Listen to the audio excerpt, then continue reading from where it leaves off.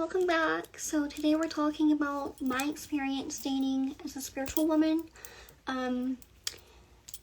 It has been a time, and I feel like I need to talk to y'all about this because it hasn't always been easy. I do have a man now, and I'm settled, and I'm happy, and things like that. But before, to get here, oh girl, it was not very easy. There's multiple obstacles that you have to get through, okay? And I'm talking from my perspective as a heterosexual, straight woman.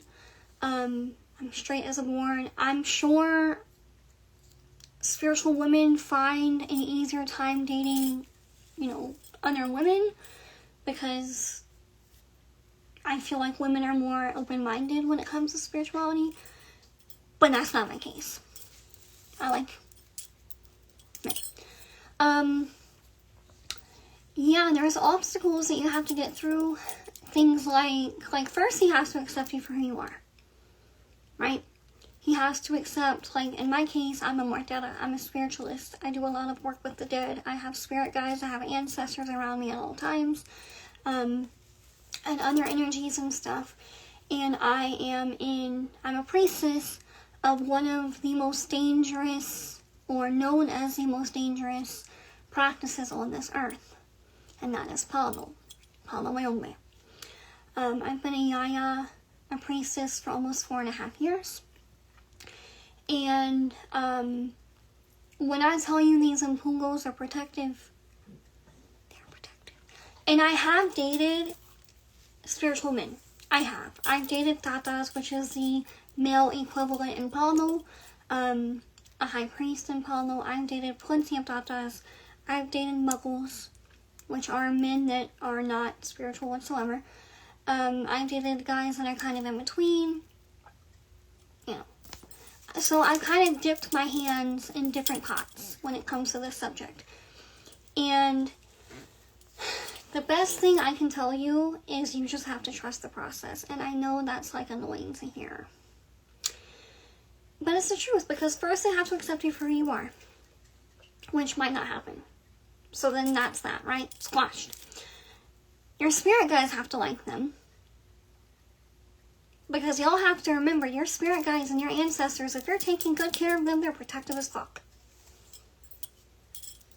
They will be watching that man 25/8.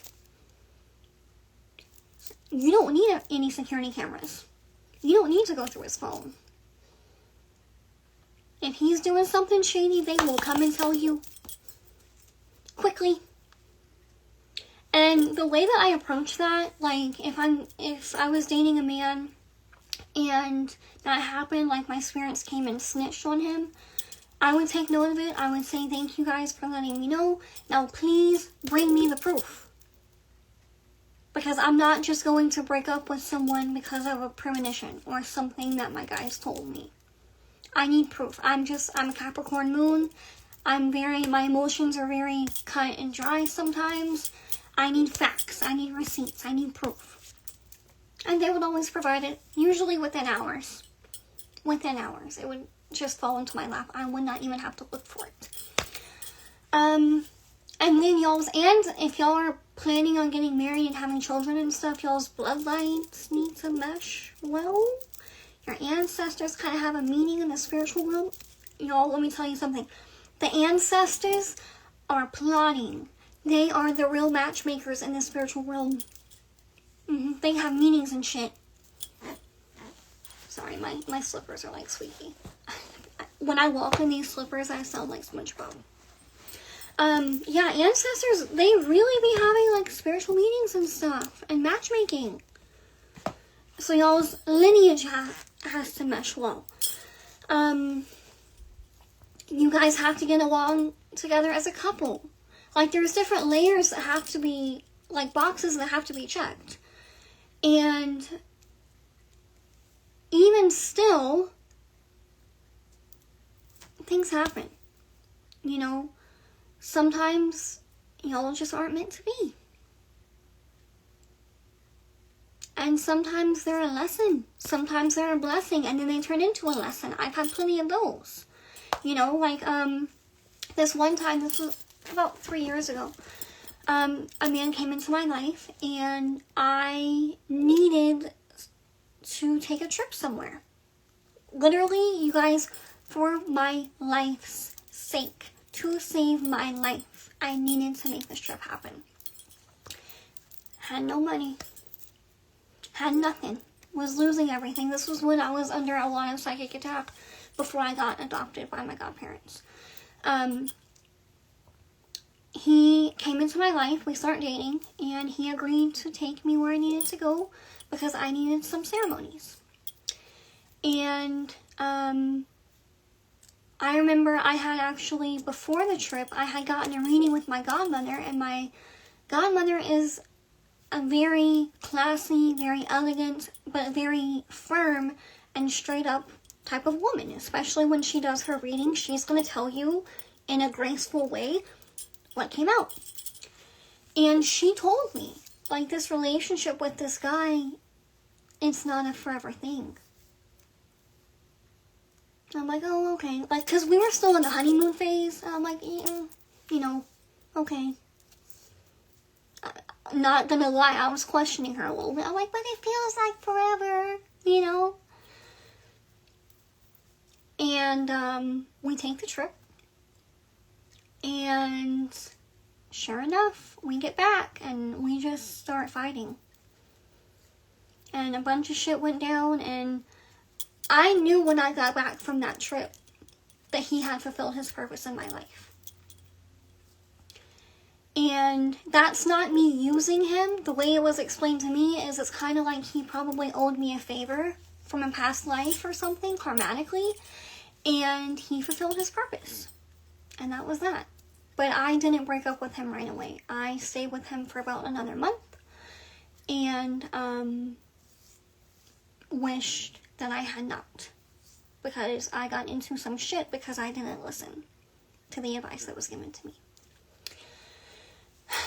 But you'll feel like, you'll know when someone has fulfilled their purpose in your life. Sometimes it's to help you with something, and I was not using him for that trip. Like, I genuinely needed that trip, and I genuinely liked him, and it just so happened that it came together. But we were not meant to last. And that's okay. So, it's not about not getting attached. It's about having a good head on your shoulders and asking your guides for guidance, asking your spirits. Before I would even go out on a date with a man, I would run it by my spirits every single time and make sure, hey, is this guy, is he good? Should I go on this date with him? And I'm pretty good about vetting people, so they wouldn't really say no, but I just liked to run it by them anyway, just in case there was anything funky going on. And it's just nice to have a second opinion sometimes. And you can trust your ancestors, you can trust your spirit guides, the elevated ones, the ones that walk the righteous path, that are truthful and honest and loving and caring. Okay? Make sure that those are the beings that you're asking, that truly have your best interest at heart, because they're never going to steer you wrong. And go with your own intuition. You know, if you honestly feel like it's not working with a guy, just remove yourself. That's all you have to do. It doesn't have to be a long, knock down, drag out thing.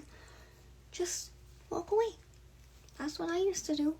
And I'm happy. And I can honestly say that I'm happy with my man, and I'm happy that it did not work out with all the other ones. Because there were a lot. I had my boy crazy time. I did. But I learned a lot, So, I'm always open if you're dating someone new and you just want some spiritual advice, you can book a session with me.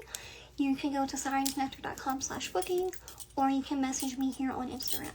Okay? I love you. Thank you.